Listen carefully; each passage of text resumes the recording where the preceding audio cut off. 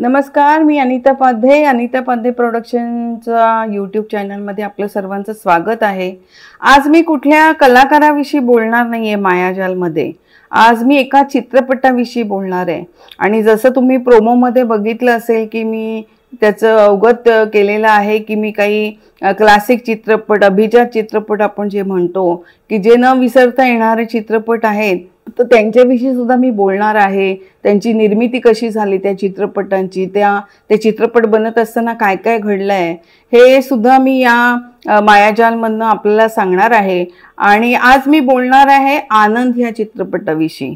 राजेश खन्ना अभिनीत आणि ऋषिकेश मुखर्जी दिग्दर्शित यांचा आनंद हा मला असं वाटतं की अजरामर चित्रपट तर आहेच, क्लासिक चित्रपट आहे आणि कधी न विसरता येणारा अशी राजेश खन्नाची भूमिका त्यामध्ये आहे. आनंद एकदम म्हणजे कसा बनायला त्याच्या पाठचं काय कथानक आहे ते मी तुम्हाला सांगते. NCCP हे एक हिंदी चित्रपट सृष्टीमधले मोठे निर्माता, त्यांची रूपम चित्र ही जी चित्रपट संस्था आहे त्याच्यामधनं त्यांनी अनेक छान छान चित्रपट निर्मिती त्याची केलेली आहे. आणि ऋषिकेश मुखर्जी यांच्याबरोबर त्यांनी दो दिल आणि आशीर्वाद असे 2 चित्रपटांची निर्मिती केली होती. आणि त्याच वेळेला त्यांचे ऋषीदाशी खूप चांगले संबंध झाले होते आणि दोघांनी मिळून असं ठरवलं होतं की आपण आणखीन एक संस्था आपण कंबाईन करूया आणि त्याच्यामध्ये आपण छोट्या बजेटचे चांगले चित्रपट आपण त्याची निर्मिती करू शकतो. म्हणून युनायटेड मोशन्स ही ऋषीदांनी आपल्या कंपनीचं नाव ठेवलं. आणि रूपम चित्र तर होतच आधी, तर ते तुम्ही बघा ते अनेक चित्रपटांमध्ये तुम्हाला क्रेडिटमध्ये दिसेल की युनायटेड मोशन्स अँड रूपम चित्र कंबाईन असं त्याचं ते आहे. आणि या 2 संस्थेच्या ह्याच्यामधनं त्यांनी खूप चांगल्या चांगल्या चित्रपटांची निर्मिती केली. तर ही संस्था त्याच्यामध्ये ही निर्माण झाल्यानंतर ऋषीदांना एक असं होतं की आपण काही चांगले चित्रपट त्याचे करूया. आणि गुड्डीची जुळवाजुळव सुरू होती, गुड्डी या चित्रपटाची.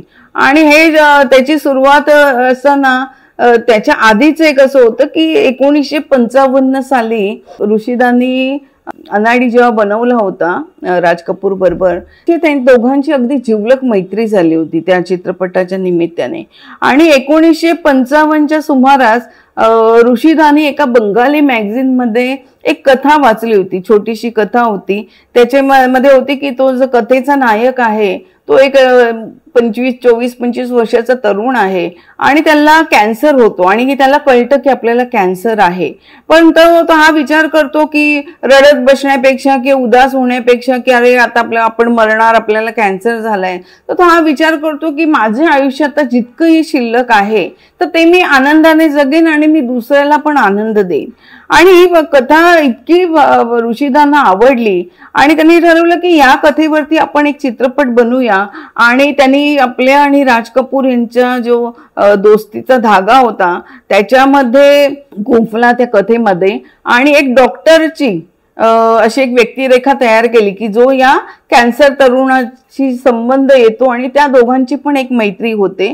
तर हा सगळा तो जो मैत्रीचा धागा होता तो त्यांनी राज कपूर आणि आपल्या मैत्रीवरनं आधारित असा तो त्यांनी निर्माण केला होता कथानकामध्ये. आणि त्यांनी एक कथानक तयार केलं आणि त्यांनी ठरवलं की राज कपूरना घेऊन आपण हा चित्रपट बनवायचा. राज कपूरना सुद्धा कथानक खूप आवडलं आणि त्यांनी ठरवलं की चालेल आपण हा चित्रपट करूया. मात्र असं होतं की ऋषीदा आपल्या चित्रपटांमध्ये व्यस्त होते दिग्दर्शनामध्ये आणि राज कपूर आपल्या आरकेच्या चित्रपटांमध्ये आणि बाहेर ते जे काही चित्रपट करत असत अभिनेता म्हणून त्याच्यामध्ये व्यस्त होते. त्याच्यामुळे आज करूया, उद्या सुरू करूया असं करून बरीच वर्ष गेली आणि साल उजाडलं 1969. आणि त्यावेळेला जेव्हा NCCPशी ऋषीदांचं बोलणं झालं की एका नवीन चित्रपट गुड्डी बरोबर आपण आणखीन एक चित्रपट सुरू करूया, तर तेव्हा त्यांना एकदम हे कथानक त्यांच्या डोक्यामध्ये आलं की अरे हे या कथानक आपण तयार केलेलं आहे तर त्याच्यावरती आपण का नाही चित्रपट करूया. परंतु तोपर्यंत राज कपूरनी आपली 40शी ओलांडली होती आणि ते थोडेसे स्थूल पण झाले होते. त्याच्यामुळे जो कॅन्सरग्रस्त हिरो आहे आणि जो तरुण आहे, एक 24-25 वर्षाचा किंवा 26-27 फार तर फार असा जो तरुण आहे ना, की जो आनंद घेतो मरायच्या आधी, की माहिती आहे की आता आपण मरणार आहे, तरी सुद्धा तो आनंदाने जेवढं आयुष्य तो जगतो, तर त्याच्यामध्ये राज कपूर ते भूमिकेमध्ये शोभणार नाहीत. राज कपूरशी बोलल्यानंतर त्यांना सुद्धा पटलं की आपण नाही या भूमिकेसाठी शोभणार. तर त्याच्यामुळे त्यांनी ऋषीदांना सांगितलं की बघ ऋषी, तू दुसऱ्या कोणाला तरी बघ हिरो बरोबर, आणि तू हे कथानक ते इतकं सुंदर आहे, तर तू वाया घालू नकोस, मी आता काम करणार नाहीये तर तू दुसऱ्या कोणाला तरी घेऊन हा चित्रपट कर. तर एनसी सिप्पींशी बोलल्यानंतर त्यांनी पण ठरवलं की ठीक आहे, आपण आता जो वर्तमानातला एखादा चांगला हिरो आहे की जो सडपातळ पण असेल आणि ह्या भूमिकेला पण शोभेल, तर तसं आपण एखाद्या हिरो बरोबर हा चित्रपट आहे हा करूया. तर डोळ्यासमोर नाव आलं शशी कपूर यांचं. का शशी कपूर देखणे होते, त्यांचं म्हणतात ना सुहास्य हास्य होतं, फार सुंदर हसताना ते फार छान दिसायचे आणि सडपातळ होते. त्याच्यामुळे जो आहे ना की कॅन्सरमुळे एखाद्या जो शरीरावर परिणाम होतो माणसाच्या, तर ते सुद्धा त्याच्यामध्ये लक्षात आलं असतं वगैरे. तर शशी कपूरना घेऊन करायचं जसं ठरवलं. बरं, शशी कपूर पण त्यावेळेला त्यांचं चांगलं इंडस्ट्रीमध्ये त्यांच्या नावाचे चित्रपट विकले जात असत वितरकांतर्फे, त्याच्यामुळे तोही प्रश्न येणार नव्हता. म्हणून शशी कपूरना घ्यायचं असं दोघांनी, सिप्पी आणि ऋषीदांनी ठरवलं.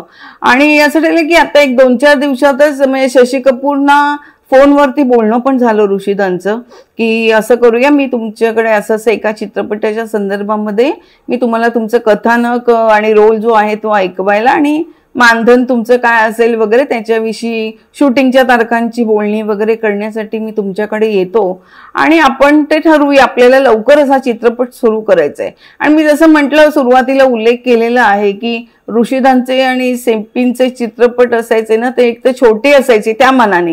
म्हणजे आता बहुतेक सर्व चित्रपट 2.25 तासांचे असतात, परंतु तुम्ही 70च्या दशकातले चित्रपट बघितले तर 2.5 तासांचे सुद्धा असायचे किंवा त्याच्यापेक्षा जास्त पण वेळ असायचा. मात्र ऋषीदांचे आणि एनसी सिप्पींचे तुम्ही चित्रपट बघितले तर साधारणतः 2.25-2 तासाचेच त्या काळामध्ये त्यांनी ते चित्रपट निर्माण करत आणि अतिशय साधं कथानक असायचं, कौटुंबिक कथानक असायचं. शशी कपूरना भेटायचं ठरलं, सगळं झालं आणि 2 दिवसांनी अचानक ऋषीदांच्या बंगल्यामध्ये राजेश खन्ना हजर झाले.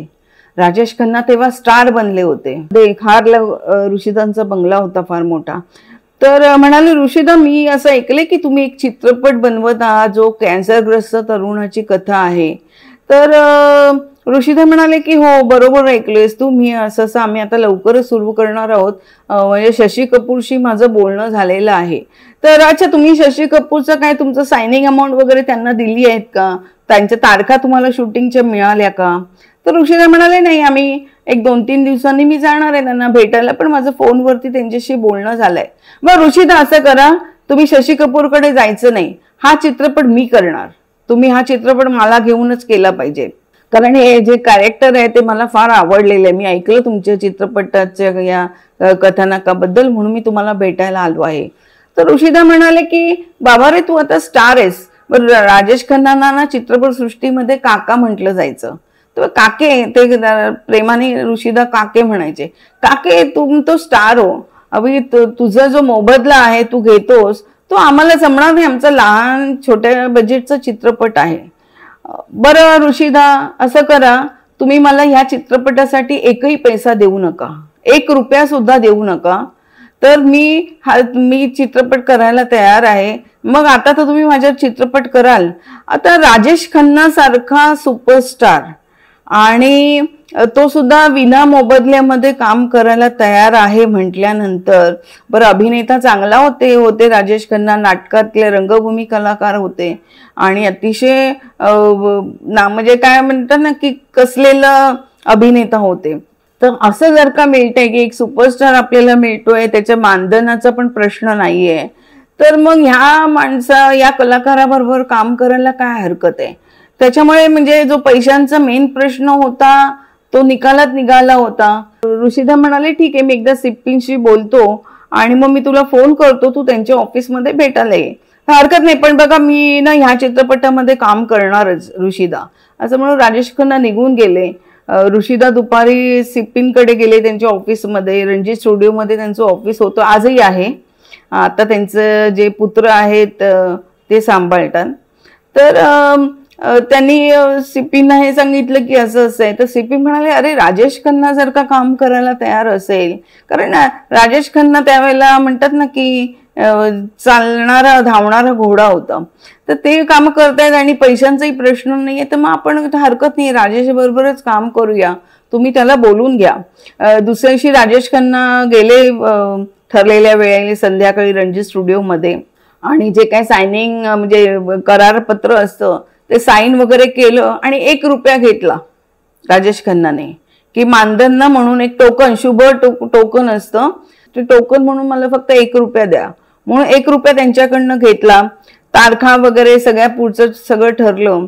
आता याच्यामध्ये हिरोईन तर नव्हती हिरोला, कारण कॅन्सरग्रस्त हिरो आहे, त्याच्यामुळे त्याला काही हिरोईन वगैरे दाखवणं योग्य वाटणारं नव्हतं ऋषिदानी. त्यांची जी टीम होती, बिमल दत्त त्यांच्याबरोबर लेखनाचं काम करायचे, पटकथा लेखन, आणि DN मुखर्जी होते, तर त्यांना पटकथा लेखनासाठी त्यांनी हे केलं की तुम्ही याची पटकथा लिहा, आणि गुलजारनं सांगितलं की तुम्ही याचे संवाद लिहा. आणि ते त्रयी जी होती लेखनाची, हे 3 जण, ते त्यांनी त्या लेखनावरती काम करायला सुरुवात केली. आता याच्यामध्ये जो डॉक्टर भास्कर बॅनर्जी आहे, तर डॉक्टर भास्कर बॅनर्जीची भूमिका यांनी ऋषिदानी ती अमिताभ बच्चनना दिली.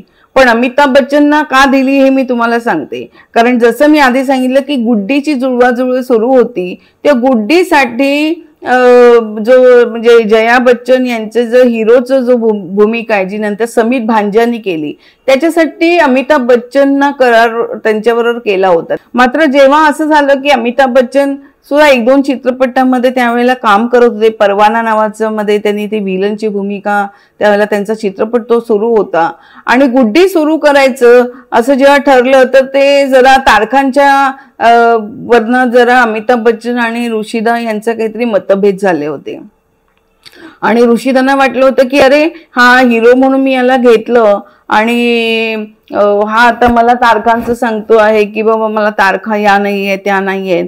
तर ऋषिदानी अचानक शूटिंगच्या आदल्या दिवशी रोमू सिप्पी, जे एनसी सिप्पींचे पुत्र, जसं मी म्हटलं की ते आता ऑफिस सांभाळतात, तर रोमू सिप्पीना सांगितलं होतं की तुम्ही कलकत्त्याहून मुंबईचं तिकीट बुक करा आणि बिझनेस क्लासचं, आणि कोणी येणार आहे म्हणून, आणि त्यांना सेटवरती घेऊन या डायरेक्ट गुड्डीच्या. तर रोमू सिप्पीना प्रश्न पडला होता की अरे कोण आहे कलकत्त्याहून आणि बिझनेस क्लासवरनं येणार आहे वगैरे. तर ते होते समीत भांजा, आणि सेटवरती आल्यानंतर सगळ्यांना कळलं की आता जया भादुरी यांच्या हिरोची भूमिका आहे ती आता समीत भांजा हे करणार आहेत, आणि अमिताभ बच्चन ह्याच्यामध्ये नाहीये. आता ही गुड्डीची कथा आहे, ते मी सगळं त्या गोष्टी काही सांगणार नाही, आपण आनंदविषयी पुन्हा बोलूया. तर ठीक आहे, तो चित्रपट हे आहे, पण जसं आहे ना की चित्रपट सृष्टीमध्ये किंवा मला असं वाटतं संपूर्ण एक दुनियेचाच हा नियम आहे, इथे nobody is permanent enemy and nobody is permanent friend असं म्हटलं जातं, की कायम तुमचं कोणी मित्र आहे तो कायम मित्रच राहत नाही, आणि तुमचा शत्रू जो असतो ना तो कायम शत्रू राहत नाही. कधीतरी ते संबंध बदलतात, शत्रू सुद्धा मित्र बनतो कधीतरी, किंवा जो वाद असतो तो सुद्धा कुठेतरी तो एक संपुष्टामध्ये येतो. तर कसं ऋषिदांना असं वाटलं की डॉक्टर भास्करच्या भूमिकेमध्ये मग आपण अमिताभला घेऊया, कारण त्यांना कुठेतरी हेही वाटलं होतं की हा कलाकार तर चांगला आहे, अभिनेता चांगला आहे, आणि ठीक आहे त्यावेळेला जरा आपलं थोडंसं मतभेद झाले, ऋषिदांनी रागवून त्यांना एकदम बाजूला केलं होतं गुड्डीमधून, पण कलाकार चांगला आहे, तर ही जी भूमिका आहे ही काही खूप मोठी पण नाहीये पण तकलादू पण नाहीये, चांगली भूमिका आहे, तर याच्यामध्ये आपण अमिताभना आपण संधी देऊया म्हणून त्यांनी, कारण त्यावेळेला अमिताभ बच्चन स्ट्रगल करत होते. तर ठीक आहे, अमिताभ बच्चन पण तयार झाले. आता सुमिता सन्याल याच्यामध्ये अमिताभ बच्चन यांच्या हिरोईनची भूमिका त्यांनी केलेली आहे. तर सुमिता सन्याल यांचे जे पती होते त्यांचं नाव सुबोध रॉय, तर ते संकलक होते, बंगाली चित्रपटांचं ते संकलन करत असत, आणि ऋषिदांचे खूप चांगले मित्र होते. तर त्याच्यामुळे सुमिता सन्यालशी त्यांची चांगली ओळख होती. बरं असं आहे की अमिताभ बच्चन त्यावेळेला नवीन होते. बरं मेन हिरो पण नाहीये चित्रपटाचे, एक सेकंड हिरो आहेत. आणि मग त्यांची हिरोईन म्हणून कोणी इथे त्या काळच्या ज्या हिरोईन्स होत्या हिंदी चित्रपट मधल्या, तर त्या करायला किती तयार होतील आणि त्यांचं जे मानधन आहे ते पण आपल्याला किती परवडेल, हा सगळा विचार करून ऋषिदानी सुमिता सन्यालना अमिताभ बच्चनच्या हिरोईनच्या भूमिकेमध्ये त्यांची निवड केली. आता पुढे रमेश देव, सीमा आणि बाकीचे कलाकार आहेत, तर त्यांची निवड कशी झाली, ह्या चित्रपटाची गाणी कशी बनली, त्याच्या पाठची ना फार मजेदार कथा आहे. तर ते मी पुढच्या एपिसोडमध्ये सांगते. तोपर्यंत बघत राहा मायाजाल. धन्यवाद.